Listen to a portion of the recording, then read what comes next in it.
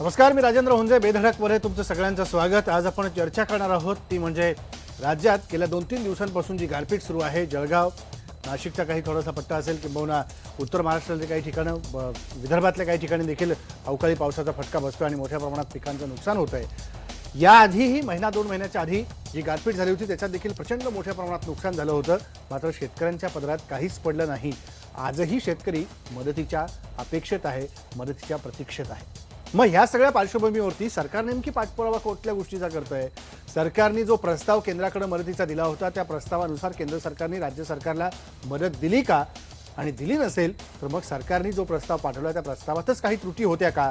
म्हणून या सगळ्या मदतीच्या आकड्यांचा विचार झाला नाही, असेही प्रश्न या ठिकाणी उपस्थित होतात. या सगळ्या मुद्द्यांवरती आपण चर्चा करणार आहोत 3 प्रमुख प्रश्न घेऊन बेधडकमध्ये.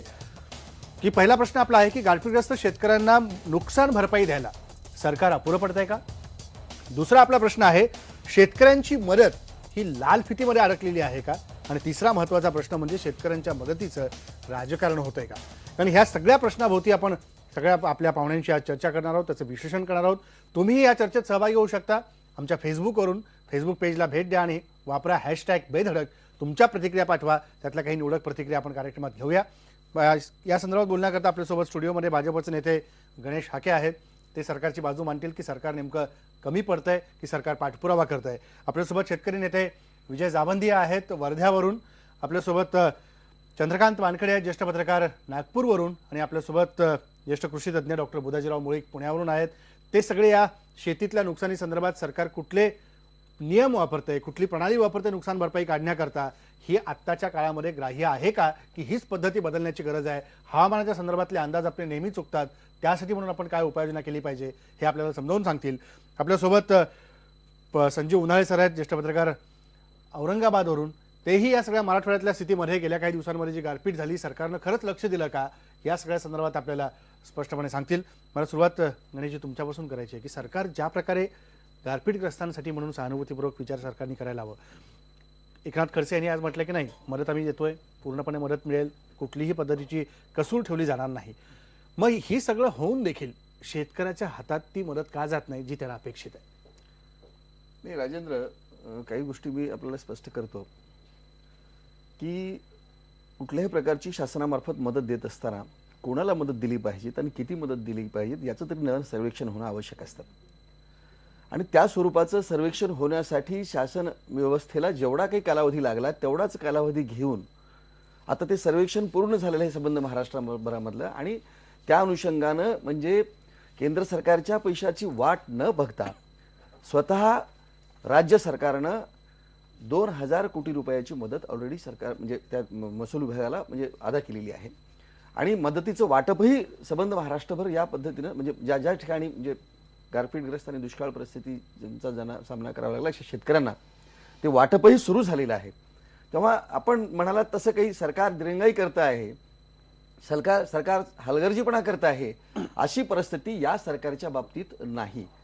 आपण पूर्वानुभव आपल्याला म्हणजे आतापर्यंतचा वेगळ्या सरकारचा असल्यामुळं कदाचित आपण असं म्हणाला असाल, पण ही परिस्थिती या महाराष्ट्रातल्या भारतीय जनता पार्टी आणि जे युतीचं सरकार आहे त्या सरकारच्या बाबतीत नाही. प्रत्येक गोष्ट अत्यंत तातडीनं निर्णय घेऊन आणि सरकार शेतकऱ्यांना आतापर्यंत जर आपण इतिहास जर बघितला, आपण जर पाहिलात तर दुष्काळ जाहीर करण्यासाठीच 4-4 महिने लागायचे आणि मदतीला मग 7-8 महिने म्हणजे पुढच्या पाऊस येण्याच्या अगोदर सरकार शेतकऱ्यांना मदत दिली जायची. ही आपली वस्तुस्थिती आपण आतापर्यंत पाहिलेली आहे.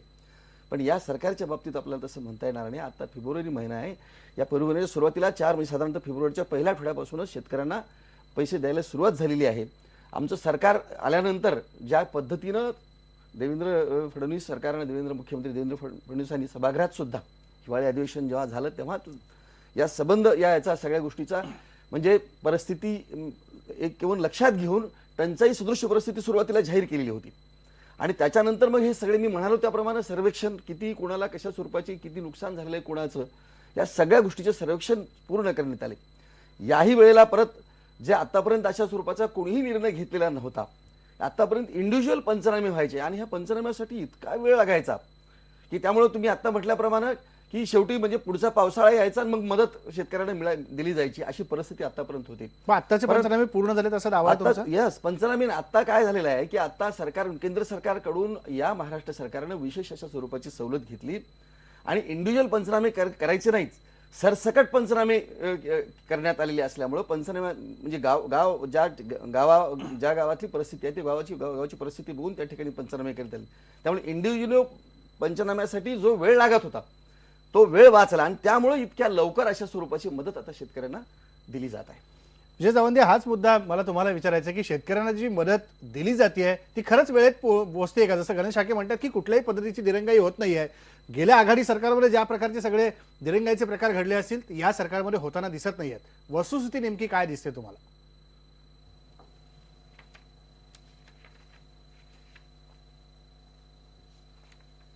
जावंदे साहेब, आवाज येतोय? आवाज सांगा त्यांना. आवाज येतोय जावंदे साहेब माझा? मला आवाज येत नाहीये तुमचा. आत्ता येतोय का? हा, आवाज जरा कमी येतोय, पण आता मी भाजपच्या नेत्यांना ऐकत होतो, हा, तोही आवाज जरा कमी आला. पण ते म्हणतात आहेत की आमची कोणतीही दिरंगाई होत नाही आहे, हे साफ खोटं आहे. मी भाजपच्या नेत्यांना फक्त एवढंच म्हणतो की त्यांनी विरोधी पक्षात असताना ज्या मागण्या केल्या होत्या त्या त्यांनी आठवाव्यात आणि त्याची त्यांनी पूर्तता केली तर आम्ही त्यांना सलाम करू. पण यांनी जी मदत दिलेली आहे खरीपाच्या नुकसान भरपाईची ती अजूनही मिळालेली नाही आणि ती जुन्या सरकारप्रमाणेच दिलेली आहे. 2000 रुपये हेक्टरी मदत दिलेली आहे आणि ती सुद्धा 2 हेक्टर पर्यंतच दिलेली आहे आणि 2 हेक्टरच्या वरच्या शेतकऱ्यांना मदत नाही. आता रब्बीचं नुकसान झालेलं आहे, 100% खरीपाचं नुकसान झालं तेव्हा 100% शेतकरी होता, त्याची उपेक्षा केली. आता रब्बीमध्ये 10-15% शेतकरी नाही, हे सरकार त्यांची सुद्धा उपेक्षा करणार आहे, हे सूर्यप्रकाशा इतकं स्पष्ट आहे. मी स्पष्टपणे भाजपच्या नेत्यांना विचारतो की जे नागपूरच्या विधानसभेमध्ये घोषणा केली होती सावकाराचं कर्ज माफ करणार, कोणत्या याचं कर्ज माफ केलं हो यांनी?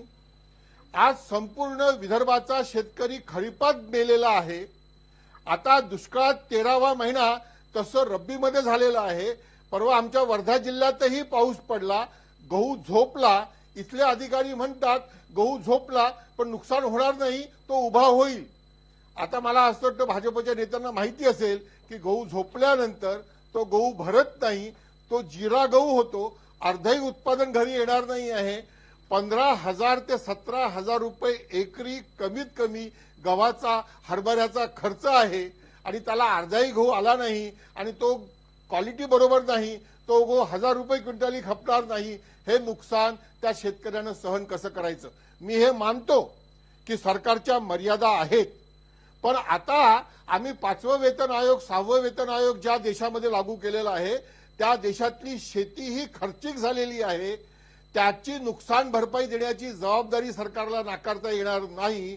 जुनं सरकार करत नव्हतं, पण नवीन सरकारने काहीतरी नवीन पायंडा पाडला पाहिजे की नाही पाडला पाहिजे? आपण विचारूया जावंदे साहेब त्यांना. यांनी जावंदे साहेब, आपण मदत जाहीर विचारू. गणेश शाके, करण्यामध्ये उत्तर द्या. हे मला भाजपच्या नेत्यांनी सांगावं.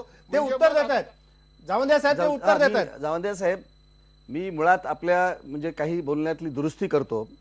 आपण म्हणालात की हेक्टरी 2000 रुपये, हेक्टरी 2000 रुपये नाही, या वर्षी म्हणजे या सरकारनं आपल्या हेक्टरी 2000 ऐवजी 4500 रुपये अशा पद्धतीची हेक्टरी मदत देण्याचं जाहीर केलेलं आहे. म्हणजे ही रक्कम वाढवलेली आहे. एक आपण जे म्हणालात की आता हिवाळी अधिवेशनामध्ये मुख्यमंत्र्यांनी जी घोषणा केली होती त्यानुसार कुठल्याच प्रकारची मदत दिली.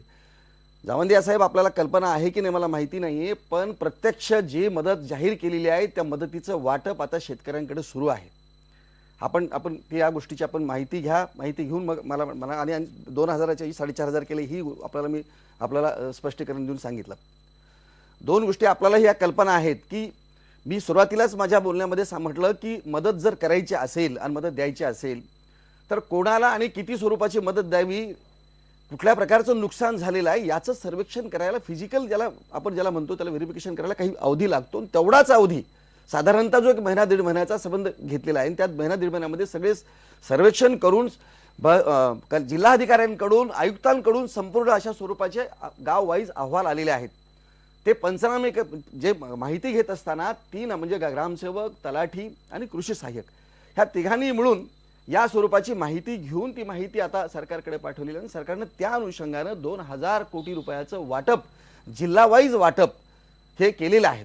वास्तविक पाहता आपण म्हणालात त्याप्रमाणे आम्हाला एकूण 4000 कोटी रुपये अपेक्षित आहेत आणि त्या 4000 कोटीची आम्ही मागणी सुद्धा केंद्र सरकारकडे केली आहे. लवकरच ती केंद्र सरकारची मदत आम्हाला उपलब्ध होईल आणि त्या मदतीची वाट न पाहता शेतकऱ्यांना एक मदत तात्काळ स्वरूपाची आपण म्हणाल तसं मदत व्हावी म्हणून 2000 कोटी रुपयाच्या रकमेचं वितरण राज्य सरकारनं संबंधित जिल्हाधिकाऱ्यांकडे केलेलं आहे.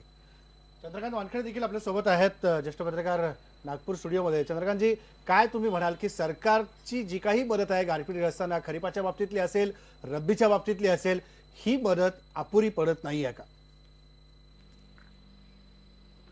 एक जसं यांनी म्हटलं, भाजपच्या नेत्यांनी, मूळ मुद्दा असा आहे की सरकार बदललं पण दिलासा शेतकऱ्यांना मिळताना दिसत नाही.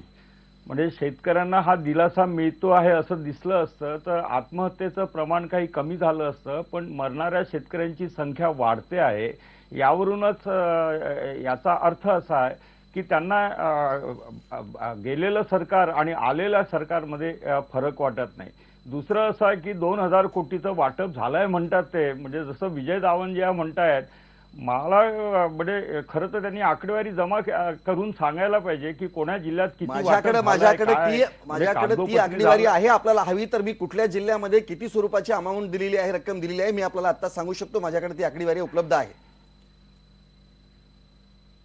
आपल्याला जर तेवढा वेळ असेल आणि जर मला जर सांगितलं तर मी आपल्याला ती आकडेवारी देऊ शकतो.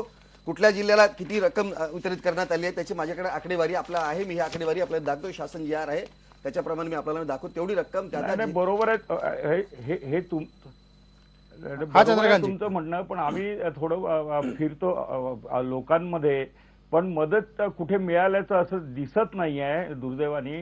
आता तुम्ही म्हणता आकडेवारी सांगता, सगळंच सांगता, आणि या सगळ्या परिस्थितीमध्ये एक असं दिसतंय की सरकार बदलतात पण शेतकऱ्यांविषयीची धोरणं मात्र काही बदलत नाही. म्हणजे गारपीट होते किंवा रोगराई येते, बोंड येते, शेंड येते, दुष्काळ येतो, हा फक्त शेतकऱ्यांनाच का भोगावा लागतो याही दृष्टीने गांभीर्याने विचार करण्याची वेळ आलेली आहे.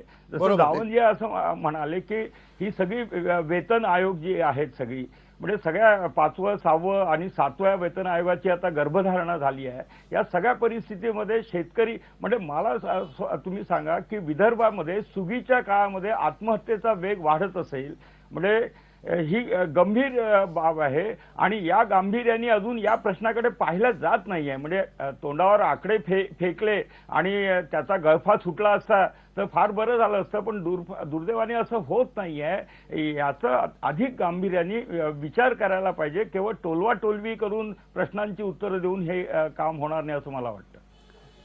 नाही, आपण म्हणालात ते बरोबर आहे की गेल्या 2-3 महिन्यामध्ये शेतकऱ्यांची आत्महत्या थांबलेल्या नाहीत. आपण म्हणालात ते बरोबर आहे, पण या आत्महत्या केवळ 2 महिन्या, म्हणजे आत्महत्येची कारणे केवळ 2 महिन्यात नाही आहेत.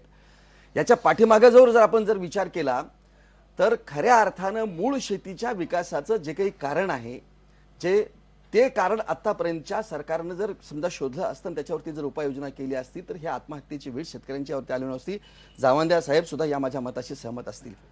आणि म्हणून हे सरकार आल्यानंतर या सरकारनं केवळ तात्कालिक स्वरूपाची मदत देऊन आता थांबायचं नाही, तर शेती आणि शेती क्षेत्र आणि शेतकरी याच्या विकासासाठी दीर्घ अशा स्वरूपाच्या, कायम अशा स्वरूपाची योजना करण्याचं त्यांनी म्हणजे त्याचं नियोजन केलेलं आहे, आखणी केलेली आहे आणि आखणी करूनच येत्या 5 वर्षामध्ये, एका वर्षामध्ये 5000 गावं, अशी 5 वर्षामध्ये 25000 गावं, म्हणजे जलशिवारयुक्त जी योजना, जलमुक्त शिवार ज्याला आपण म्हणतो त्याला, की ती योजना या सरकारने आखलेली आहे आणि त्याच्यासाठीची तरतूदही त्यासोबत. आतापर्यंत सरकार दरवर्षाला साधारणतः 26,000 26,500 इतकी शेतीच्या क्षेत्रासाठीची तरतूद करत होतं, खर्च करत होतं.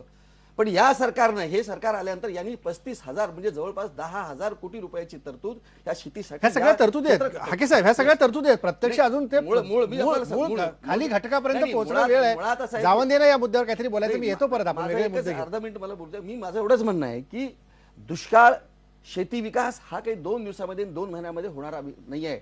याच्यासाठी दीर्घ मुदतीच्या अशा योजना आखून कायमस्वरूपी या महाराष्ट्रातला, या देशातला दुष्काळ संपवायचा असेल तर तुम्हाला त्यासाठीच्या काही कायमस्वरूपी अशा योजना तुम्हाला आखाव्या लागतील. आणि त्याच्यासाठीची योजना या सरकारनं, नाही देवेंद्र फडणवीस यांच्या सरकारनं त्या आखलेल्या आहेत. हव्या तर मी त्या सगळ्या योजनांची त्या योजना उपलब्ध आहेत वेबसाईटला, लोक तिथे जाऊन पाहू पाहू शकतात. शकतात. जावंदे साहेब, तुम्हाला काय म्हणायचं? मला डॉक्टर मुळीकांकडे जायचंय.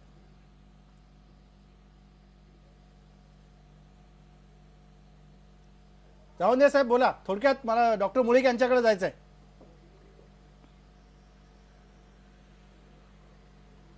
त्यांच्याशी आपला संपर्क नीट होत नाही. डॉक्टर बुधाजीराव मुळीक, मला तुम्हाला हा प्रश्न विचारायचा आहे की ज्या प्रकारच्या नैसर्गिक आपत्तीने आता शेतकरी सामोरा जातोय, म्हणजे दुष्काळाची आपत्ती आपण पाहिली, आता पुन्हा एकदा उन्हाळा सुरू झाल्यामुळे त्याची चटके अधिक काही दिवसांनी जाणवायला लागतील, यात काही दुमत नाही.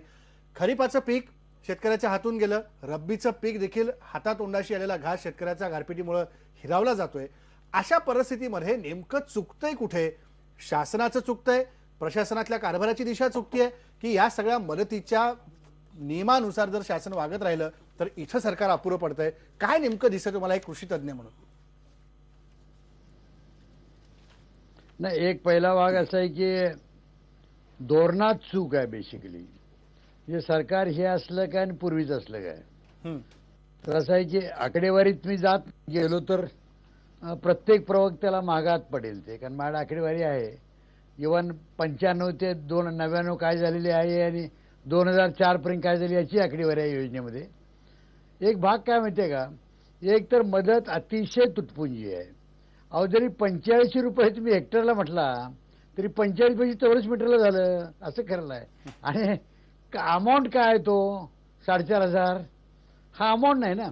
नुकसान ज्यावेळी त्याच्या दसपट झालेलं असतं, द्राक्षा झाल्यावर 2-2.5 लाख झालं असतं, गव्हाला 3,000 रुपये डबऱ्याला गेला असता तो, कापसाला तर काही सोय नाही बोलायची. आता तर हरभरा गेलेला आहे आता. तर प्रत्येक पीक जे आहे ना, मग माझं एक म्हणणं काय माहिती आहे का, की मी जे सांगतोय नेहमी ते परत तुम्हाला रिपीट करतो. आता हे असं का करत नाहीत? म्हणजे पैशाचं ठीक आहे, तुम्ही 2,000 कोटी 4,000 कोटी आकडे काही सांगू नका. मी एक सांगतो की जर दुष्काळ हा शब्द 63 साली आपण आपलं काढलेला आहे कायद्यातनं महाराष्ट्राच्या, आणि तो टंचाईग्रस्त केलेला आहे, तर बऱ्याचशा फॅसिलिटी या महाराष्ट्राला मिळत नाहीत. मग एक अध्यादेश त्याचा काढून घ्यावा, जसा जमिनीचा काढला तसा. हे मी मागेही म्हटलं होतं आलेलं सरकार, तो काही अडचण नाही ना. ते केला तर तुम्हाला रिझर्व्ह बँकेपासून बऱ्याचशा गोष्टी मिळतात. दुसरा एक भाग असा आहे यातला, हे करण्याबरोबर जर तुम्ही आता सांगितलं बँकांना की जिथं नैसर्गिक आपत्ती आले, अगोदर दुष्काळ झाला, नंतर आपल्याकडे पूर आला, नंतर गारपीट झाली, परत दुष्काळ आला आता, आणि आता मराठवाड्यात तुम्ही परवा गेलो होतो, न बोलण्यापलीकडचा दुष्काळ आहे.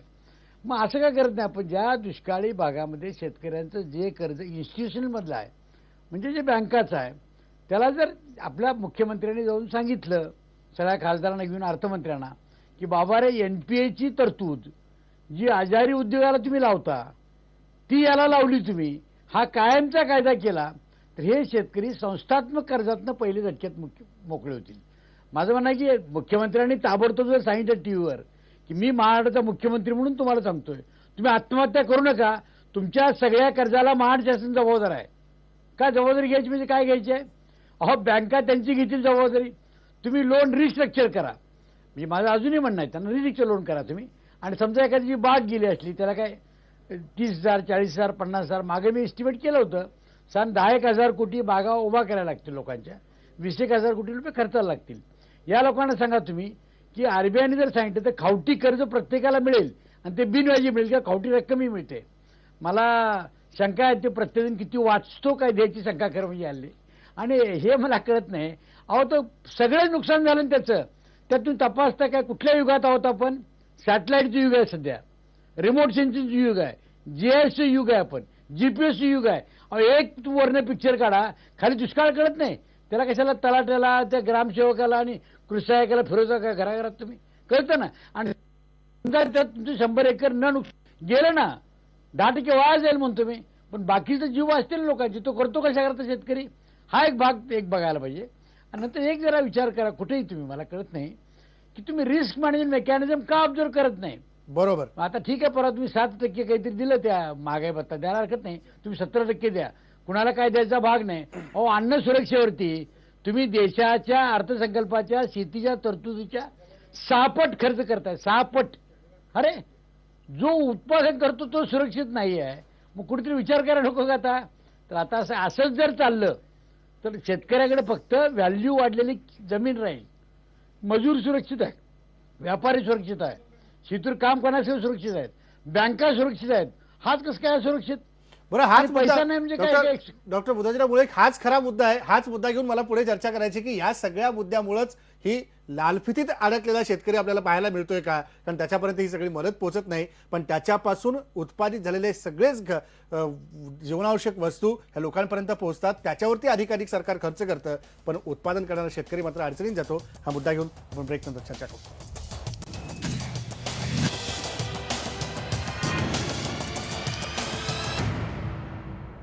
ब्रेकनंतर पुन्हा एकदा स्वागत. प्रेक्षकांच्या काही प्रतिक्रिया ज्या फेसबुकवरती आलेल्या आहेत त्या मी काही निवडक प्रतिक्रिया वाचून दाखवतो आणि आपण परत चर्चेला सुरुवात करू. विनायक साळुंखे म्हणतात की राजकारण्यांना त्यांच्या कलगी तुऱ्यातून वेळ मिळाला तरच ते काहीतरी मदत शेतकऱ्यांना करू शकतात. विनायक खरात आहेत, ते म्हणतात की शेतकऱ्यांची काळजी करणारे विरोधी पक्ष सत्तेत आले, आताच्या सरकारबद्दल ते म्हणतात की विरोधी पक्ष सत्तेत आले की त्याकडे ते दुर्लक्ष करतात. राज जंगम आहेत, ते म्हणतात की अमेरिकेमध्ये शेतीसाठी अर्थसंकल्पात 19 अब्ज डॉलर्स दिले जातात. भारतात 67% लोक शेती करत असतानाही सरकार त्यांची बोळवण करतं. जसं मगाशी डॉक्टर मुळीक सांगत होते त्याच्याशी हा मुद्दा संदर्भित आहे. रामचंद्र राशेनकर म्हणतात की गारपीटग्रस्तांना भरपाई देताना दिरंगाई आणि राजकारण हे होतच असतं, त्यामुळे सरकारने आता याचा निश्चितपणे विचार करायला पाहिजे.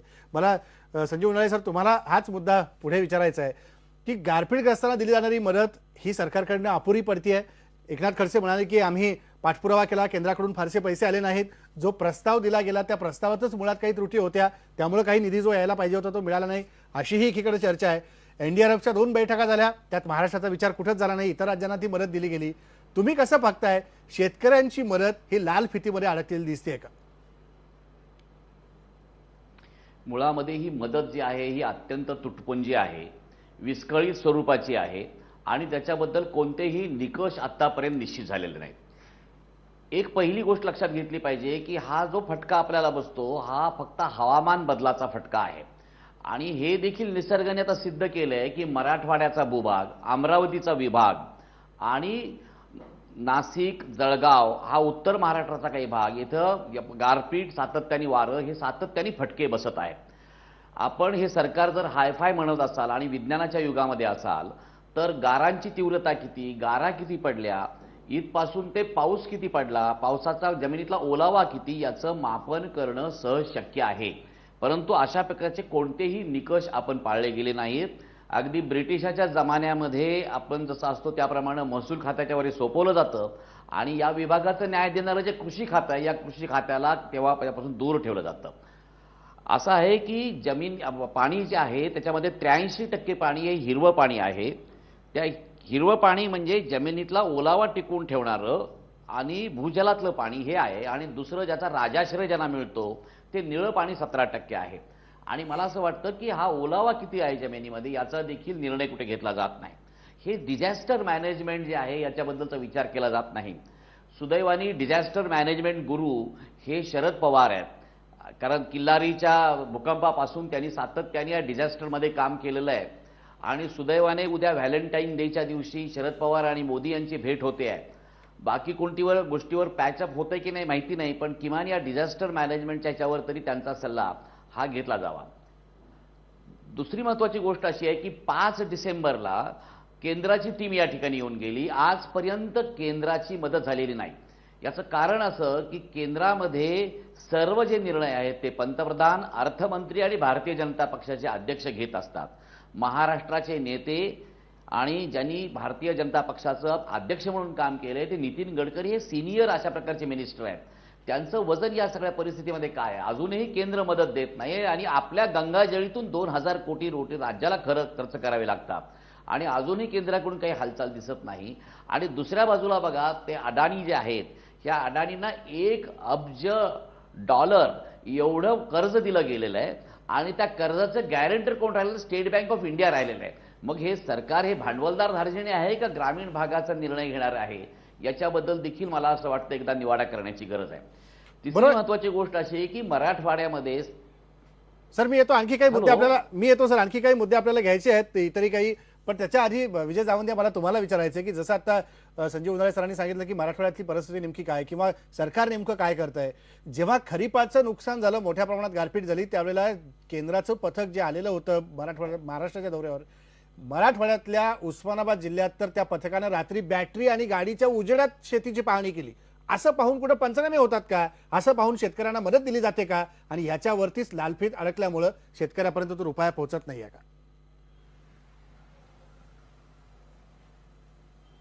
आणि आत्ता उदाहरणी फार छान सगळं सांगितलेलं आहे.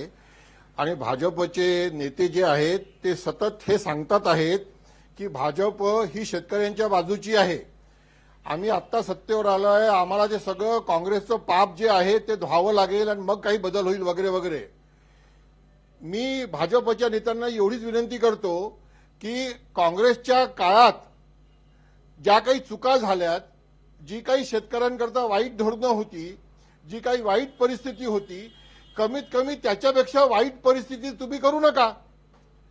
मागच्या वर्षी कापसाला 5,000 रुपये भाव मिळाला, तुमच्या राज्यात 4,000 रुपये मिळत नाही आणि तुम्ही हस्तक्षेपही करत नाही. ही कसे काय अच्छे दिन आले म्हणणार मी.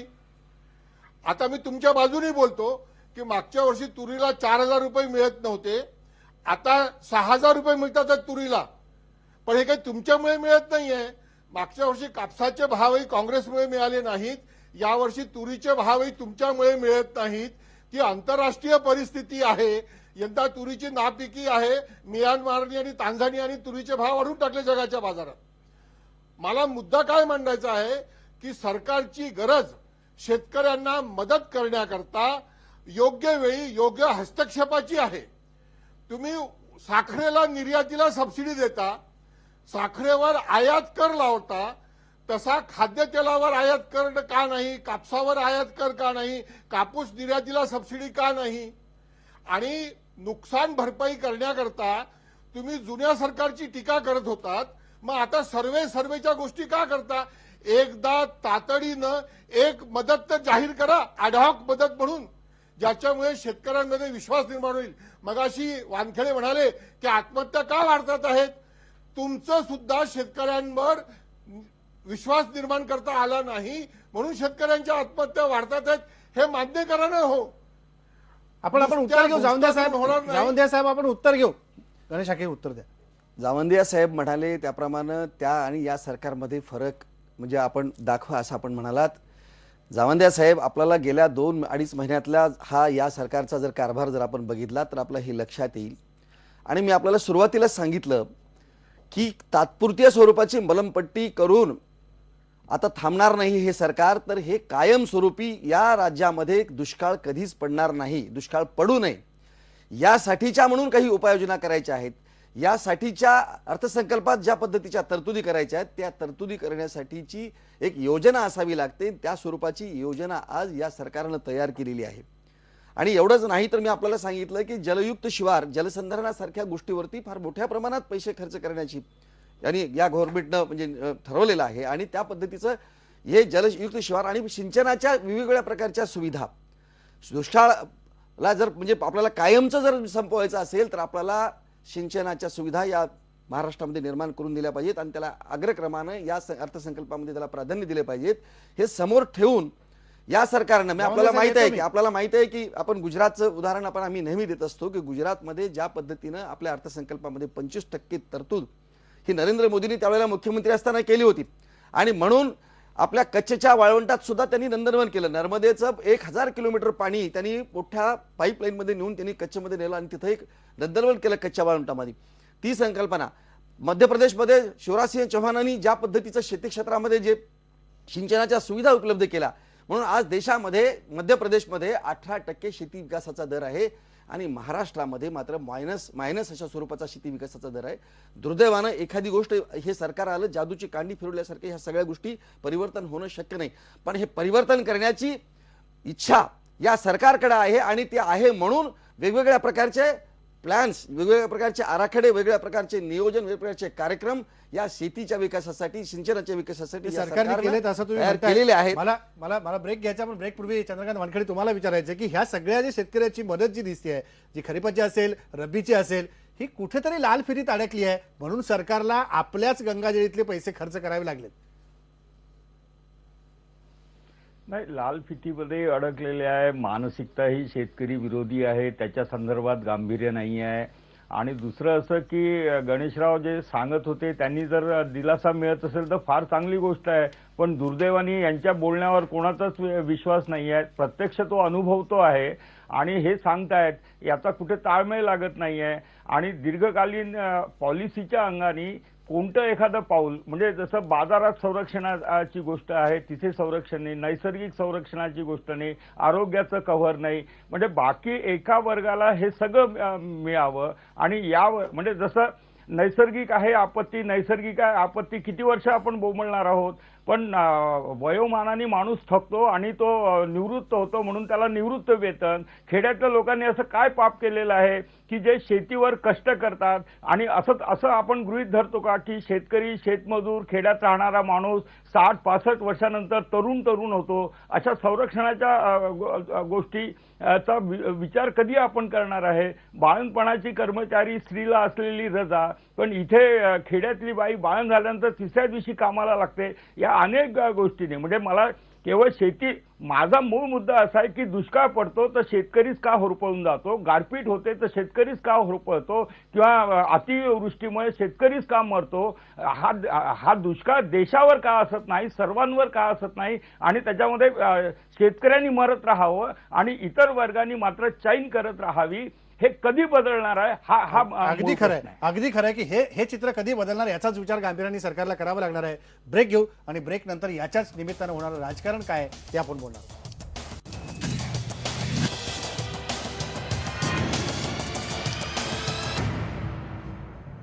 ब्रेक नंतर पुन्हा एकदा तुमचं स्वागत. मला डॉक्टर बुधाजीराव मुळीक तुम्हाला विचारायचं आहे की या सगळ्या गारपीटग्रस्तांची जे निकष वेगवेगळ्या पद्धतीने लावले जातात याच्यात राजकारण निश्चित होतं, विरोधी पक्षांकडून असेल, सत्ताधाऱ्यांकडून असेल किंवा आणखी काही मुद्द्यांचं असेल. मात्र हे जे निकष आहेत, आणीबाणीच्या पद्धतीने केला जाणारा पंचनामा असेल, किंबहुना केळीसारख्या पिकाचा पंचनामा केला तर केळी हे फळ आहे हे अजूनही आपल्या कृषी खात्याला किंवा आपल्या तरतुदीला मान्य नाही आहे, त्यामुळे त्याचं होणारं मोठं नुकसान. हे निकष कुठेतरी आता बदलले पाहिजेत की नाही, की जर सगळेच शेतीच्या संदर्भातले नियम, शेतीच्या संदर्भातले वेगवेगळे प्रयोग बदलताना दिसत आहेत, सिद्ध होताना दिसत आहेत, मग आपण एका जुन्याच साच्यामध्ये चाललोय असं वाटत नाही आहे का? हे काय की तुम्हाला क्रांतिकारक निर्णय घ्यावे लागतील कधीही, जे वाट सोडून जावं लागेल. आणीबाणी इंग्रजीच्या काळात होती, बरोबर, त्याने आता गाव पातळीवर घेतली, म्हणजे नजरअंदाज म्हणायचे ते फार जुनं होतं. नजरअंदाजाने पैसे खर्च होत नाहीत, त्याचे कापसाला 15, 20, 25 खर्चच होतात त्याला, ते नजरअंदाजाने होत नसतं, अंदाजे खर्च करत नसतो. तर एक असं आहे की प्रत्यक्ष उत्पादन खर्च किती आहे हे प्रत्येक तालुक्याचं माहिती आहे, शेती खात्याला माहीत नाही असं नाही आहे. नाही त्यांचं सीड फार्म तिथं असतं, विद्यापीठात असतं, खर्च कळतो, त्यांचा पगार सोडून सुद्धा खर्च करायला कळतो तो. त्यामुळे माझं काय म्हणणं, येणारं उत्पादनही माहिती आहे आपल्याला आणि बाजारभावही माहिती आहे. तर त्या सर्व उत्पन्नाला संरक्षण देणं विम्याने हे पहिलं काम आहे बरं का. बरोबर. आणि आता काय माहिती आहे, आता जी मदत चालली आहे ना त्याची, जे काही 4,000, 5,000 हे म्हणजे आम्ही म्हणतो की इफेक्टिव्ह रेन नाही. इफेक्टिव्ह रेन कशाला म्हणतो आपण, कार्यक्षम पाऊस पडलेला. तो जो पाऊस जमिनीत मुरतो आणि जो अतिशय ट्रेसेसमध्ये असतो, झिरमाट असतो, हवेतच वाफून जातो, तसं हे काय 3-4 हजार देतात ते वरपासून रानापर्यंत येईपर्यंत त्याच्या खावटीलाही पुरत नसतात. तर माझं अजून एक म्हणणं काय माहिती आहे का, त्या गांभीर्यानं कितपत आता आकडेवारीत जायचं झालं तर बरंच जाता येईल. कारण मी सांगेन 2004 पर्यंत काय झालं मधल्या काळात, पूर्वी सरकार होतं, माझ्याकडे प्लॅनची आकडेवारी माझ्यासमोर आहे, तो माझा याचा भाग नाही. पण एक आता असं काय करत नाहीत, तुम्ही मदत सोडून द्या, तुमचं काही काम नाही मदत करणं, कारण 4,000, 5,000 कुठून काही भागणार नाही त्याचं. तुम्ही असं करा, घरटी 2 महिला, जे काय महिला आणि त्यांचे हे असतील शेतकरी असतील, यांना तुम्ही रोजगार हमीतनं रोजगार द्या, जो काही तुमचा 160-170 असेल तो, आणि त्याला त्याच्या रानात जलसिंचनाचं काम करू द्या. हे पुढच्या जूनपर्यंत पाऊस पडेपर्यंत चालू द्या. बरोबर. आणि याला फक्त रोजगार हमीच्या कायद्यात तुम्हाला बदल करावा लागेल, नाही तर जमिनीचा अधिकारी कायदा केलाच आहे तुम्ही तसा करायचा. दुसरा तुम्ही काय करा, म्हणजे माझं अजूनही म्हणणं आहे सिरियसली, जर धोरणात्मक निर्णय घ्यायचा झाला तर ज्याप्रमाणे अमेरिका करतं, जपान करते, बरीच देश, ब्राझील करतात, त्याप्रमाणे तुम्ही 100% शेती उत्पादनाला संरक्षण द्या. आसमान असो किंवा सुलतान असो, त्यावर तुम्ही कायदा करा. आणि मग त्याचा जर आता समजा कापसा शेतकऱ्याचं उत्पन्न जर 40,000 किंवा 50,000 होणार असलं, त्याला पूर्ण जर विम्याचं संरक्षण असलं, प्रश्न येत नाही. त्याला जो लागतो तो हप्ता तो भरा आणि त्याला भरपाई मिळाल्यानंतर तो काढा. आता या प्रकारची पद्धत जगभर चालू आहे. ते विम्यावर विमा उतरतात, नंतर अर्थसंकल्पात देतात. आता आपल्या अर्थसंकल्पात असं आहे, तुम्ही म्हणाला म्हणून सांगतो मी, अहो ज्यावेळी भारत सरकार ज्यावेळी होतं आपलं सुरुवातीला 51 साली पहिल्या योजनेत, ते 15% शेतीला तरतूद होती. आता शेतीला 17 सालापर्यंत या 12 ते 17 5.5% तरतूद आहे. आणि पूर्वीच्या काळात 4.4% होती. यांच्या काळात होत नाही असं नाही. महाराष्ट्र सरकार ज्यावेळी झालं तर 30.87% योजनेत तरतूद होती. आणि मॅक्झिमम कमी झालं त्याच काळात झालं आहे. 92 ते 95. म्हणजे डॉक्टर बळी तुम्ही म्हणता त्याप्रमाणे नुसत्याच तरतुदी होतात, नुसत्याच तरतुदी होतात, प्रत्यक्षात अंमलबजावणी काही होत नाही. म्हणून ही सगळी परिस्थिती, नुसत्याच तरतुदी होतात, प्रत्यक्ष अंमलबजावणी काही होत नाही. नाही एक मिनिट, कायमच्या अंमलबजावणी होत नाही हे लक्षात ठेवा. तुम्हाला कायमचं पण सोडायचं आहे ना. बरोबर आहे, बरोबर आहे. हाच मुद्दा आहे माझा. डॉक्टर माझा वेळ संपला. इतर पाहुण्यांकडे मला थोडक्यात जायचं आहे. शेवटचे 2 मिनिटात मला सगळ्या पाहुण्यांना हेच विचारायचं आहे, इतकं सगळं घडून आता नेमकी गांभीर्याने काय पावलं उचलण्याची गरज आहे? जावंदे साहेब, तुमच्यापासून 2 मिनिटं शेवटचे आहेत, अगदी थोडक्यात.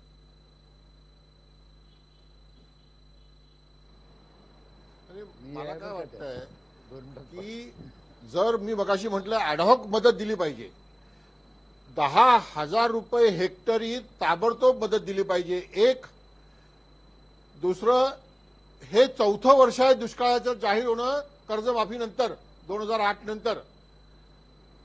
शेतकऱ्यांचं सगळं कर्ज माफ करायला पाहिजे. तिसरी गोष्ट, मी तर मुख्यमंत्र्यांना पत्र लिहिलं आहे की यावर्षी जवळपास 20,000 कोटी रुपये कापूस सोयाबीन उत्पादकांना कमी येणार आहेत आणि त्याच्यात आता हा गव्हाचं आणि रब्बीचं नुकसान झालेलं आहे. आम्हाला पुढच्या वर्षीची शाश्वती द्या ना, की पुढच्या वर्षी तुम्हाला कापसाला 5,000, 5,500, 6,000 तुम्ही विरोधी पक्षाचं असं मागता, त्याच्यापेक्षा कमी भाव मिळणार नाही. तुरीला सुद्धा पुढच्या वर्षी 6,000 रुपयापेक्षा कमी भाव मिळणार नाही.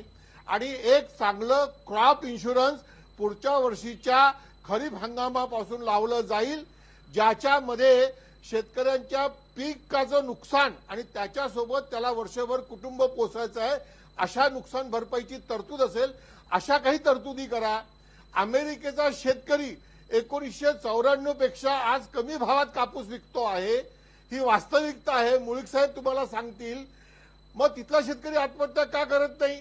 मगाशी जे आमच्या एका दर्शक भावानी सांगितलं, तिथे $19 बिलियन सबसिडी आहे. आमच्या इथे तर कोरवऊ शेतकऱ्याला सबसिडीच नाही. भाजपच्या इथे गुजरात. बरोबर आहे, बरोबर आहे, बरोबर आहे. आणखी मुद्दे अजून जातील. जावंदे साहेब, मुद्दे पुढे वाढत जातील. माझा वेळ संपलाय. त्याला काय वाऱ्यावर सोडणार का? माझा वेळ संपला. चंद्रकांतजी, अगदी थोडक्यात काय सांगाल? ताबडतोब दिलं पाहिजे. आम्ही खुली चर्चा करायला तयार आहोत. बस म्हणजे नाही, या प्रश्नाचं गांभीर्य लक्षात घेऊन हे केलं पाहिजे की पेशंट म्हणजे अतिदक्षता विभागात दाखल करण्याची गरज असताना त्याला एखादी डोकंदुखीची सॅरोडॉनची गोळी देऊन हे बोळवण करणं हे आता बंद झालं पाहिजे. त्याला तातडीने अतिदक्षता विभागामध्ये त्याला हे केलं पाहिजे, एवढं गांभीर्य. आणि दुसरं असं की शेतकऱ्यांवरची आपत्ती ही राष्ट्रीय आपत्ती आहे असं समजलं पाहिजे. कारण ज्यांनी अन्न सुरक्षा दिलेली आहे तो शेतकरी अन्न असुरक्षित का झालेला आहे याचा विचार करायला पाहिजे. केवळ यांनी असं केलं आणि त्यांनी तसं केलं त्याला दिलासा वाटत नाही. हो, म्हणजे दुर्दैवाचा भाग असा आहे की आपल्याला कोणी आधार आहे असंच वाटत नाही. निराधार म्हणजे राजकारणामध्ये आधार वाटत नाही, समाजकारणामध्ये आधार वाटत नाही. आणि त्याला जगण्याची उमेद संपलेली आहे. ही उमेद कोणीतरी तयार केली पाहिजे. आकडे फेकून नाही चालणार. हे आकडे फेकून नुकतं नाही चालणार. शेतकऱ्याला उमेद जगण्याची दिली पाहिजे. उन्हाळे सर, अगदी थोडक्यात शेवटचे 30 सेकंद. सर, याच्यामध्ये मुख्य असं आहे की ज्या आत्महत्या घडलेल्या आहेत मराठवाड्यामध्ये 550, त्यातल्या बऱ्याचशा आत्महत्या गोदावरीच्या काठामध्ये घडलेल्या आहेत. म्हणजे फक्त दुष्काळामुळे नाही तर जमीन नापीक झालेली आहे, अतिपाण्याचा वापर झाला, याच्या कारणांचा पहिल्यांदा शोध घेतला पाहिजे. दुसरी महत्त्वाची गोष्ट अशी की याच्यावर जे राजकारण करण्यासाठी तीव्र असा जो विरोध व्हायला पाहिजे तो विरोधी होताना दिसत नाही. शिवसेनेने असं म्हटलं होतं की ही मदत कुठपर्यंत जाते ते आम्ही पाहू, पण आता शिवसेना सत्तेत आल्यामुळे ही मदत गेली का नाही हेही कुणी पाहत नाही. आणि तिसरी म्हणजे एक दूरगामी वृत्तीने जलयुक्त जे शिवार योजना जाहीर केलेली आहे, ही योजना जाहीर करताना केंद्र सरकारच्या आणि राज्य सरकारच्या अस्तित्वात असलेल्या योजनांना एकत्र करून बरोबर. ही योजना आता पुढे नेलेली आहे. ही योजना जरी असली इच्छाशक्तीने ही राबवण्याची गरज आहे, त्याच्यावर मॉनिटरिंग चांगल्या पद्धतीने झालं तर ही योजना पुढे जाऊ शकेल. कायमस्वरूपी योजनाच्या दृष्टीने चाललेलं सरकारचं हे पाऊल स्वागतार्ह असलं तरी मला वाटतं त्याचं इम्प्लिमेंटेशन कसं होतं हा खरा प्रश्न आहे. अगदी खरं आहे. धन्यवाद सगळ्या पाहुण्यांचे की प्रत्येक गोष्ट सरकार जरी भविष्याची तरतूद म्हणून करत असेल तर त्याची अंमलबजावणी शेवटपर्यंत किती कठोर पद्धतीने होते हे बघणं महत्त्वाचं असेल. त्यामुळे निराधार झालेल्या शेतकऱ्याला आधार देण्याची आज खरी गरज आहे, असं चंद्रकांत वानखेडे म्हणाले. तो आधार सरकार बनणार का, आणि बनलं तर शेतकऱ्याची जाणीव, त्याच्या दुःखाची जाणीव सरकारला होणार का, हा मुद्दा आहे. इथंच थांबू. पहा फक्त IBN लोक.